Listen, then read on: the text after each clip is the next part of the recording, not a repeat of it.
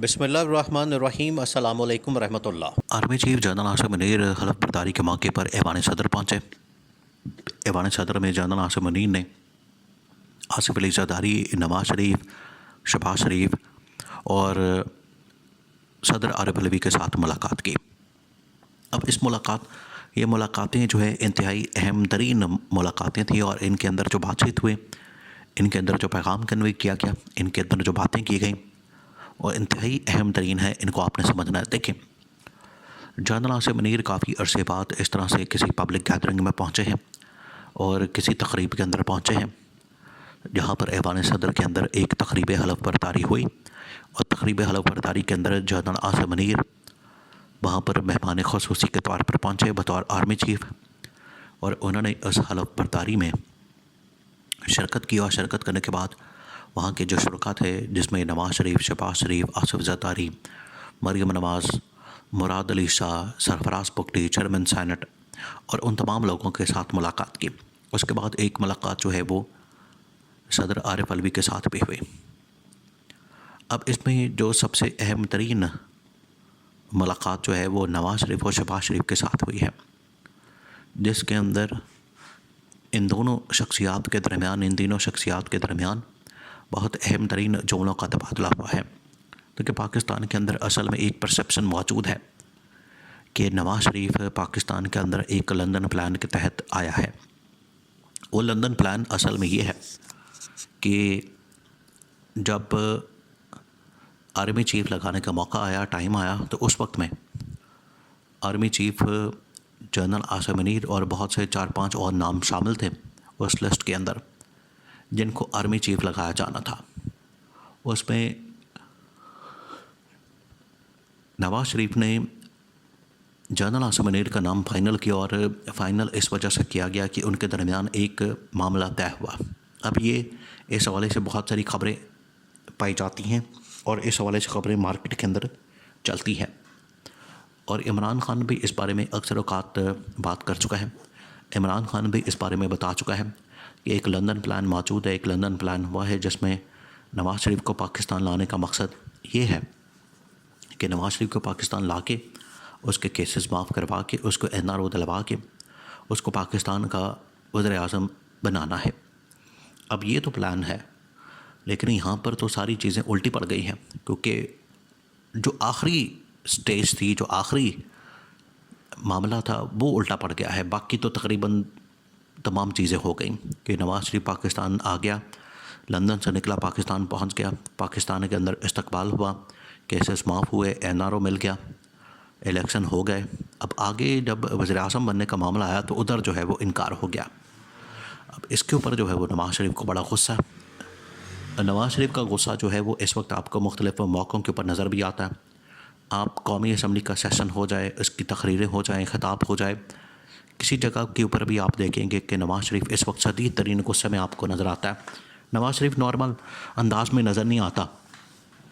हाँ, उसकी आज से तकरीबन कोई 8-10 साल पहले की वो आप देख लें फुटेज वगैरह या वीडियो वगैरह, जिस वक्त नवाज शरीफ वज़ीर-ए-आज़म था तो तब इसका चेहरा बड़ा खिला होता था और हशाश बशाश, बड़ा खुश व खुरम और चलता फिरता, आना जाना सब कुछ, प्रोटोकॉल, गाड़ियाँ, ये वो बड़ा खुश नज़र आता था क्योंकि उसको आदत पड़ चुकी है, उसको लत पड़ गई है। जब वो फारिग हुआ तो फिर वही रोना धोना और आज तक ये रोना धोना। अब तो शक्ल के ऊपर 12 बज गए हैं। अब तो उसकी समझ नहीं आती कि वो बेचारा किस कर्ब के अंदर मुब्तला है, किस परेशानी के अंदर मुब्तला है और किस किस्म की उसको परेशानियाँ लग चुकी हैं, किस किस्म का कोई रोग लग गया है। जिस तरह से आशिक को रोग लग जाता है, इश्क का रोग लग जाता है, बिल्कुल इसी तरीके का कोई रोग नवाज शरीफ को लग गया है। तो जब ये तकरीब हो रही थी वहाँ पर भी नवाज शरीफ को इतने खुश नज़र नहीं आ रहे थे और आर्मी चीफ के आने के बावजूद वो खुश नज़र नहीं आए। अब यहाँ से एक वीडियो भी आई, एक और कौमी असम्बली से भी जारी हुई। फिर उसके बाद जो ऐवान सदर से सूरत हाल सामने आई, पहले कौमी असम्बली की एक वीडियो जारी हुई, वो इंतहाई अहम है। वहाँ पर ख्वाजा आसिफ, जैसे ही शहबाज शरीफ ने वज़ीर-ए-आज़म का हलफ लिया, वज़ीर-ए-आज़म ने, शहबाज शरीफ ने तकरीर की, तो ख्वाजा आसिफ आगे बढ़ता है और शहबाज शरीफ के साथ हाथ मिलाता है और पीछे नवाज शरीफ खड़ा होता है, वो हाथ आगे बढ़ाता है लेकिन ख्वाजा आसिफ उस तरफ नहीं जाता, यानी कि ख्वाजा आसिफ अपने लीडर, अपने कायद नवाज़ शरीफ की तरफ नहीं जाता, बल्कि शहबाज शरीफ से हाथ मिला के पीछे मुड़ जाता है और पीछे वो ऐसे ही हाथ हिला के खड़ा रहता है, हाथ बढ़ा के खड़ा रहता है कि ख्वाजा आसिफ मुझसे शायद हाथ मिलाने आएगा, लेकिन वो नहीं आता। फिर आखिरकार मायूसी से नवाज़ शरीफ हाथ पीछे कर लेता है। तो जब इस तरह के हालात का सामना करना पड़ेगा आपको, तो आप खुद समझते हैं कि फिर इंसान के ऊपर क्या बीतती है। और इसी तरह से ऐवान सदर के अंदर भी हुआ है। ऐवान सदर के अंदर नवाज़ शरीफ को किसी ने लिफ्ट नहीं कराई, किसी ने इसको पूछा भी नहीं, किसी ने इसको मुंह नहीं लगाया। उसकी वजह यह है कि वो सिर्फ एक MNA है, अब इसके अलावा उसकी कोई हैसियत नहीं। वो बतौर MNA वो पार्टी का कायद होगा, पार्टी का सरबराह होगा, या पार्टी का जो कुछ भी होगा वो तो पार्टी जाने। लेकिन अब जो इक़्तिदार है, इक़्तिदार तो बड़ा बेरहम होता है। वो तो नहीं किसी को देखता, वो तो ना माँ को देखता, ना बाप को देखता, ना भाई को देखता, ना बेटी को देखता, ना बहन को देखता, ना भाई को देखता, ना किसी को नहीं देखता। तो ये इक़्तिदार जो है बड़ा बेरहम होता है। इस वजह से इक़्तिदार के खेल में नवाज़ शरीफ के साथ ये होगा, ये नवाज़ शरीफ ने कभी सोचा नहीं था। तो इमरान खान तो इनके मतलब बड़ी अरसे से पहले बता चुका था कि अगर ये बास नहीं आते तो इनका अंजाम पाकिस्तान के हाथ में बहुत बुरा होगा। अगर ये अपनी लूटमार बंद नहीं करते, अगर ये अपनी करप्शन बंद नहीं करते, चोरी बंद नहीं करते, और आखिर पे आके तो इन्होंने जो वोट चोरी और वोट के ऊपर डाका मारा है, उससे तो अवाम बिल्कुल ही इनसे बदल हो गए हैं। क्योंकि अवाम बाहर निकली, अवाम ने वोट की ताकत से इनको रिजेक्ट किया। ये दोबारा से मुसल्लत हो गए हैं, दोबारा से आ गए हैं और इक़्तिदार को अपना शायद हक़ समझते हैं। तो नवाज़ शरीफ को तो समझ आ जानी चाहिए कि अवाम ने रिजेक्ट कर दिया, तो दोहरा जो है वो इसको दिमागी तौर पर असर पड़ा है। एक तो अवाम ने रिजेक्ट कर दिया, दूसरा पार्टी ने रिजेक्ट कर दिया, और अब इस्टेब्लिशमेंट ने भी रिजेक्ट कर दिया है। तो वहाँ पर जनरल आसिफ मनीर ने भी ज़्यादा बात नहीं की, बस हल्की फुल्की सलाम दुआ हुई है और नवाज़ शरीफ से पीछे हट गए हैं। और फिर शहबाज शरीफ, क्योंकि वो वज़ीर-ए-आज़म है, अब शहबाज शरीफ से बात हुई है और बाकी अहम तरीन ओहदेदारों के साथ बात हुई है, जिसकी वजह से इनके दरमियान जो फासले हैं वो बढ़ गए हैं।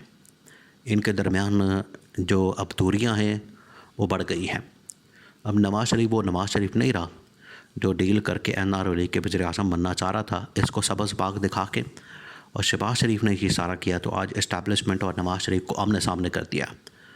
अब नवाज़ शरीफ के पास कोई ऑप्शन नहीं सिवाय इसके वो इस्टेब्लिशमेंट के ऊपर दोबारा से हमला कर दें, अदरवाइज़ फिर गुमनामी में चला जाए, गुमनामी की ज़िंदगी गुजारें और गुमनामी में अपने शब और रोज़ गुजारें, क्योंकि इसके अलावा इसके पास कोई ऑप्शन नहीं।